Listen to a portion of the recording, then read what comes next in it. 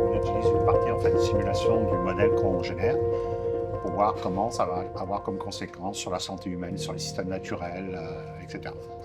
Puis toi, t'arrives-tu à te détacher émotivement de ce que tu constates? Est-ce que ça va bien ou t'es en train de faire une dépression? Euh, J'évite de tomber dans la dépression, mais c'est possible de plus en plus. Non, non.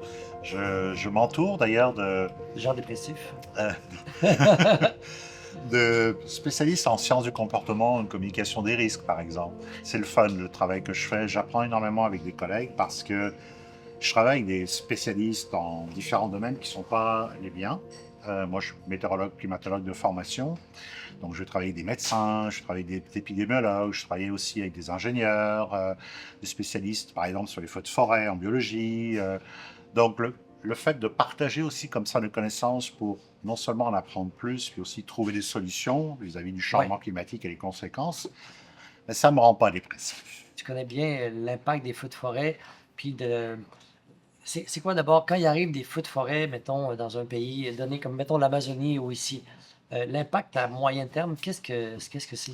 À moyen terme, on est en train de regarder ça. Par exemple, je vais prendre l'exemple, tu cites l'Amazonie. On s'est rendu compte ces dernières années que la déforestation ou le fait qu'on brûle les forêts Pour en amazoniennes, faire des terres agricoles, mettons. ça a automatiquement un impact sur le fait, par exemple, qu'on modifie l'albédo, c'est-à-dire la quantité d'énergie qui est réfléchie ou pas par... Donc ça va modifier les conditions d'humidité, de température du sol, voire même générer des séquences sèches plus importantes.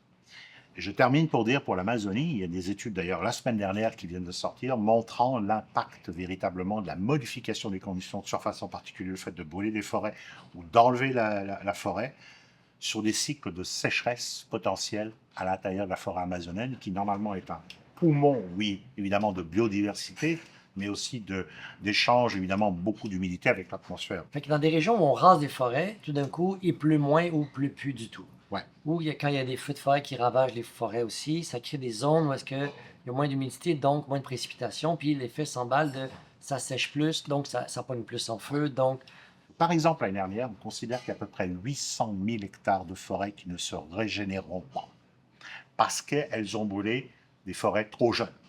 Philippe, si j'avais le pouvoir de vous nommer aujourd'hui Premier ministre du Canada et que vous aviez en plus le portefeuille ministre de l'Environnement, qu'est-ce que vous feriez la première semaine de votre mandat? Si vous aviez en plus peut-être 2 semaines de mandat parce que vous seriez rapidement exécuté sur la place publique, est-ce que vous seriez prêt à prendre des décisions radicales ou vous êtes plus smooth, vous? Ça pourrait commencer par la première journée, l'éducation, revoir notre taxation et travailler ensemble au niveau provincial, fédéral, avec tous les joueurs nécessaires, parce que c'est comme ça qu'on va y arriver. C'est en travaillant ensemble qu'on va développer cette fameuse intelligence collective pour trouver des solutions. OK, merci Philippe. Moi, j'ai une petite question que c'est vraiment assez personnel, mais je suis un insécure dans la vie. J'ai comme un peu peur que les changements climatiques, la sécheresse arrive à un moment donné au Québec, puis qu'il n'y ait plus assez d'eau pour fournir les barrages, qui donc, on manquerait d'électricité des fois. Est-ce que ça se peut? C'est un scénario qui est envisageable ou envisagé?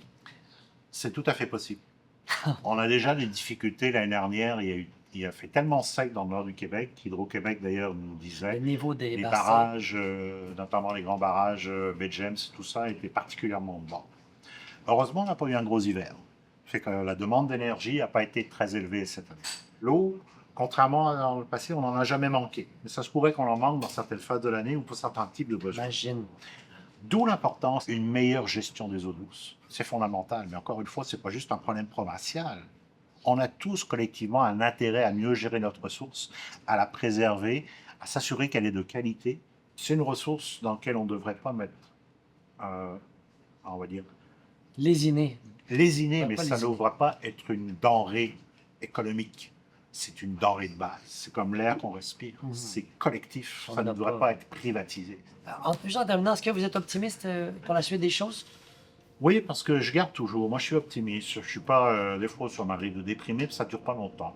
Parfait. Le soir quand je me couche, mais le matin quand je me réveille, ça va bien. Je vais voir mes étudiants, je vais voir des collègues. On va développer une intelligence collective. Il y a et plein de ça va. solutions donc qui se portent à nous. Il faut juste les faire connaître puis connaître les enjeux. Ouais. Merci beaucoup d'avoir participé à l'émission. Je ne sais même pas si c'était une émission en fait.